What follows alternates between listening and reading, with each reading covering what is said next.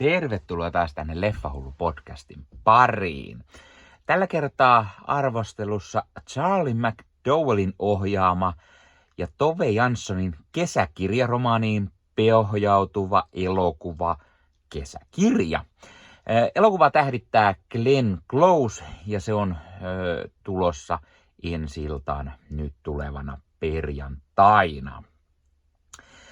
Tämä elokuva kertoo elämänmakuisen tarinan nuoren Sofia-tytön kesästä tämän isoäidin ja isän kanssa pienellä saarella keskellä Suomenlahtea. Keskellä Suomenlahdella. Elokuvan pääosissa siis tosiaan nähdään Glenn Close, joka näyttelee tätä isoäitiä. Ja suomalainen Emily Matthews ensimmäisessä elokuvan roolissaan näyttelee tätä nuorta tyttöä Sofiaa. Elokuvan muissa sivurooleissa muun muassa Pekka Strang ja Sofia Heikkilä. Glenn Close oli todella mahtava ja hänestä tuli paikoin mieleen itse Tove Jansson.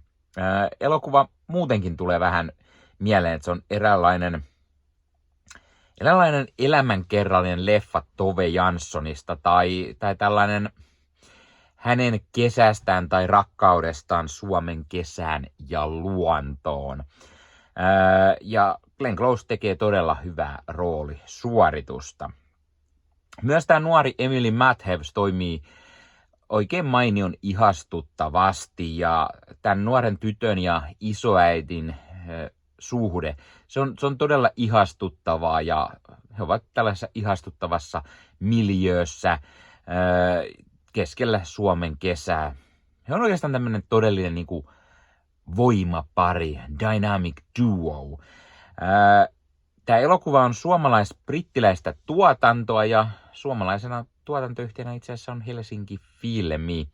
Tätä leffaa kuvattiin Porvoossa, Kotkassa, Espoon saaristossa kesän 23 aikana. Ja tämä kesäkirja on ihana semmoinen Suomi-kuvaus.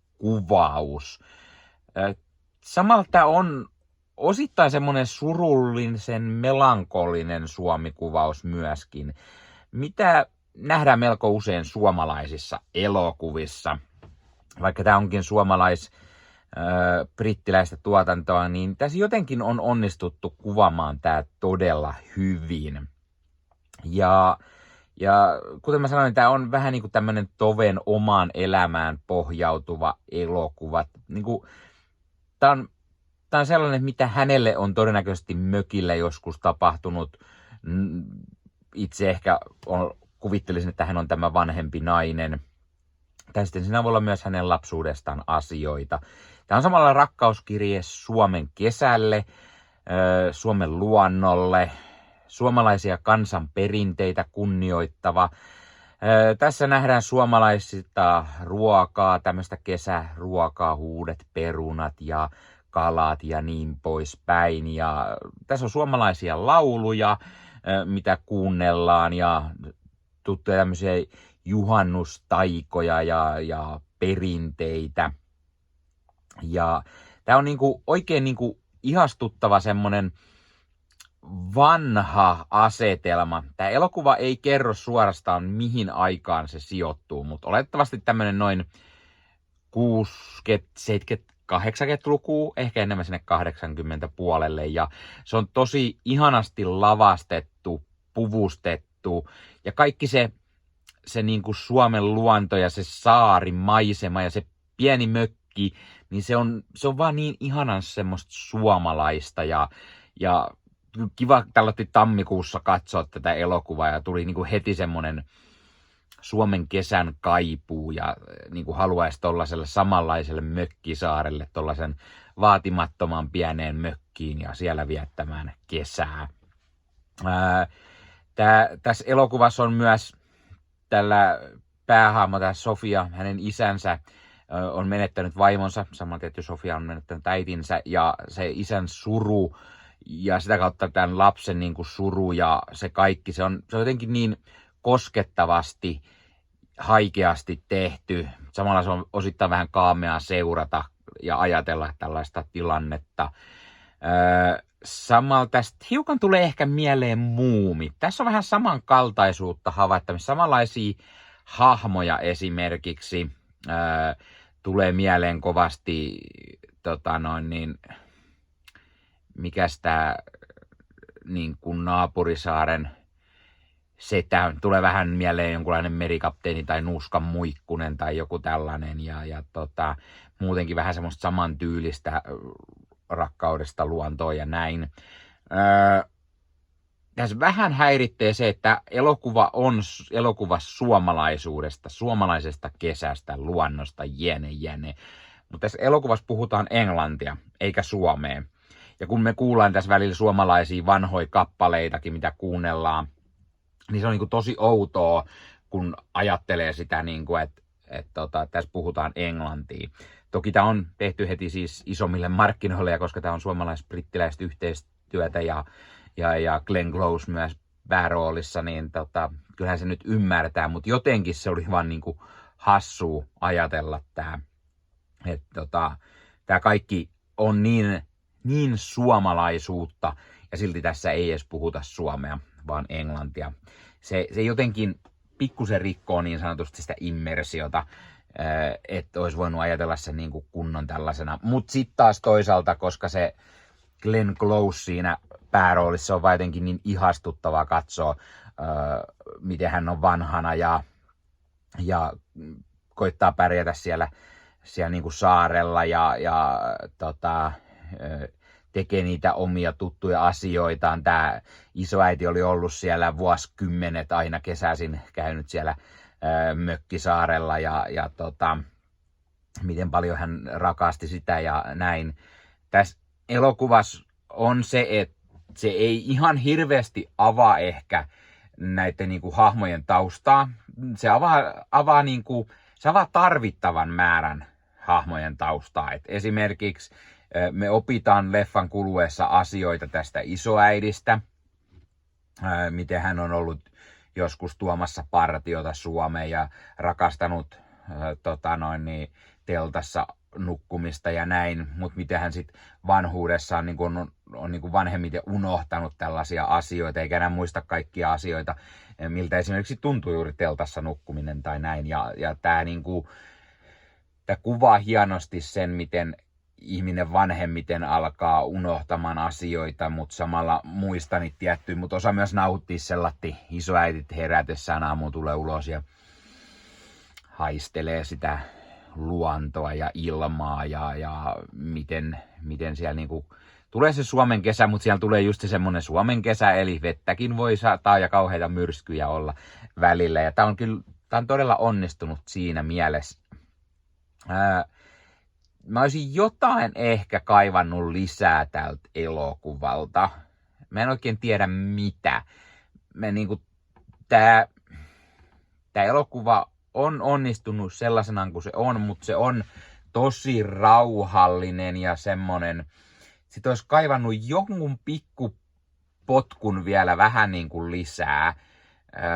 Mutta sitten siitä jotenkin, kun tässäkin mennään esimerkiksi tällaisen majakkasaaren, jostain syystä osittain siitäkin tuli vähän mieleen elokuva The Lighthouse. Mutta tässä on vähän semmoista samanlaista pientä fiilistä aina välillä myös, mitä siinä leffassa on. Mutta olisi jotain pientä semmoista potkua vähän niin kuin vielä kaivannut. Tämä on tosi rauhallinen ja semmonen, että väsyneenä ei kannata katsoa, saattaa alkaa väsyttää, mutta tosi mainiosti tehty ja suosittelen ehdottomasti, kannattaa käydä katsomassa. Arvosanan mä nyt antaisin näin ensifiiliksen pohjalta semmonen 8/10. Eli todella hyvä, mutta olisi jotain vielä, joku pikku niinku potkun vielä kaivannut, että se olisi niinku noussut sinne oikein jes. Mutta mä luulen, että on just sellainen ihana elokuva, semmoinen niinku rauhallinen draamaleffa, että kun sitä katsoo, niinku, tekee mieli vaan katsoa uudestaan ja uudestaan aina tietyn väliajoin. Ja esimerkiksi kesällä mökillä, voisi mennä mökille kesällä niinku, ja katsoa tämän siellä. Mä niin jotenkin pystyn kuvittelemaan, samaistumaan sellaisen idea- ja ajatusmaailmaan. Kannattaa käydä katsoa leffa teatterissa. Ja hei, kerro kommentteja. Aiotko mennä katsoa tämän ihan teatteriin asti? Ja jos sä oot nähnyt tän jo, niin mitä mieltä olit? Tykkäsitkö? Et? Miksi et? Mitä mieltä sä oot Glenn Closesta tässä pääroolissa? Tai entä Emily Matthews, miten hän sun mielestä onnistuu? Ootko sä lukenut Tove Janssonin Kesäkirja, sen kirjan, tai muita Tove Janssonin kirjoja? Mitä mieltä sä oot Tove Janssonista kirjoittajana, tai mitä sulle tulee ensimmäisenä mieleen, kun puhutaan Suomen kesästä? Ja hei, jos katsot YouTuben puolelta, niin pistä peukkuun, jos pistä kanavatilauksen muistoskellosta päälle näitä aina, koska tulee uusia videoita ja sen lisäksi auttaa kanava kasvamaan, eli kiitos kaikille, jotka olette kanavan tilanneet. YouTuben puolella siellä on jäsenyydet, superominaisuudet päälle, sieltä voi jäsenet tulla kanavan jäseniksi ja sieltä saa erikoismainintaa esimerkiksi tohon nimen, kun on kanavan jäsen ja sit saa erinäköisiä hyviä asioita, näkee ennakkoonkin. Esimerkiksi tämänkin on nähnyt varmasti jo aikaisemmin, jos on kanavan jäsen, tämän videon sieltä ja muita videoita tulee. Esimerkiksi täällä on paljon täällä leffahuoneessa kaiken näköistä, mistä on tulossa lähiaikoina varmasti video, niin niitäkin näkee sitten ennakkoon, kun on kanavan jäsen. Joskus tulee jopa pelkästään jäsenille tarkoitettuja videoita. Ja sen lisäksi on kaikki korostettuja vastauksia ja tila ja tämmöisiä merkkejä ja muuta kaikki. Kyllä te tiedätte YouTube-juttut. 0,99 € kuussa tai 2,99 € kuussa, niillä saa erinäköisiä asioita, kun tilailee tai on kanavan jäsen. Ja niitä supertykkäyksiä, superkommentteja, kaikkea voi laittaa, niin siitä tulee muutamat kymmenet sentit sitten tähänkin suuntaan, eli kiitos kaikille, jotka olette niitä laittaneet. Ottakaa Leffahullu somekanavat haltuun, Instagrami, TikTokki, Facebook-sivusto, jäne. Meikäläinen tekee Marvel Podcast Suomea, Star Wars Podcastia ja sitten sen lisäksi meikäläinen kuuluu Leffamediaan, jos on yli 30 sisääntuottajia, jotka rakastavat leffoja ja sarjojen katsomista, niiden arvostelemista ja kaikkeen leffoja ja sarjoihin liittyvää. Sieltä löytyy leffa- ja sarja-aiheiset uutiset, huhut, trailerit, sieltä löytyy haastatteluja, kaikennäköistä leffa- ja sarja-aiheesta.